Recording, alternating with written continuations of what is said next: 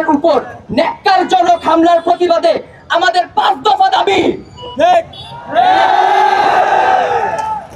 এক, স্বরাষ্ট্র উপদেষ্টা জাহাঙ্গীর আলম চৌধুরীকে প্রকৌশল অধিকার আন্দোলনের শিক্ষার্থীদের উপর বর্বরিচিত এবং ন্যাক্কারজনক হামলার জন্য আন্দোলনকারীদের সামনে এসে উপস্থিত হয়ে উক্ত ঘটনার জন্য ক্ষমা চাইতে হবে এবং সেই সাথে জবাবদিহি করতে হবে।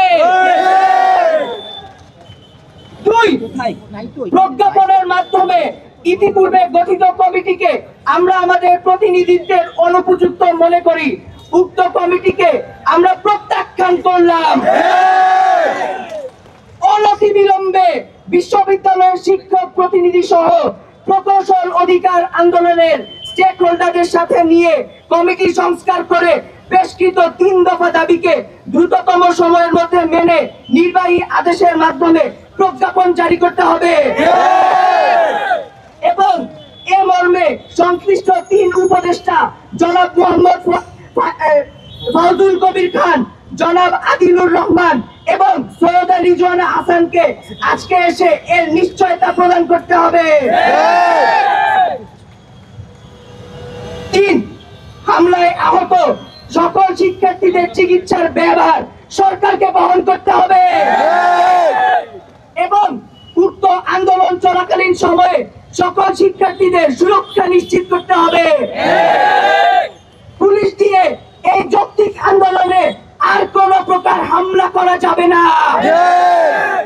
পুলিশ দিয়ে আন্দোলন বন্ধ করা যাবে না। পুলিশ দিয়ে আন্দোলন বন্ধ করা যাবে না। পুলিশ দিয়ে আন্দোলন বন্ধ করা যাবে না।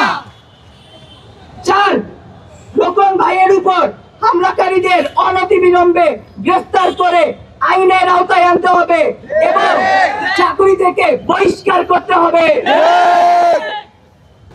যেসব পুলিশ এই ন্যাক্কারজনক হামলার সাথে জড়িত তাদের বহিষ্কার করতে হবে।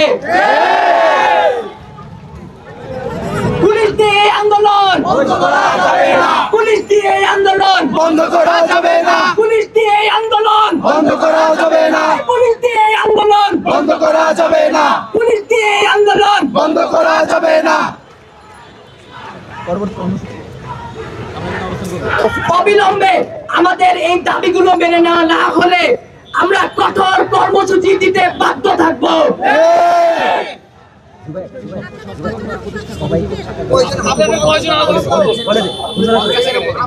সবাই যেন না ছাড়ে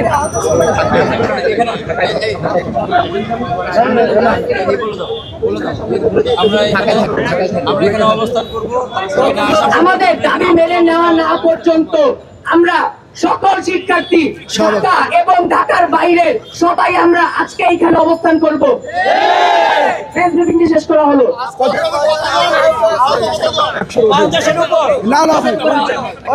আমাদের 50 থেকে 60-এর বেশি পরিবার শিক্ষার্থী আহত এবং এই মুহূর্তে ঢাকা মেডিকেল সহ বিভিন্ন মেডিকেলে ভর্তি আছে।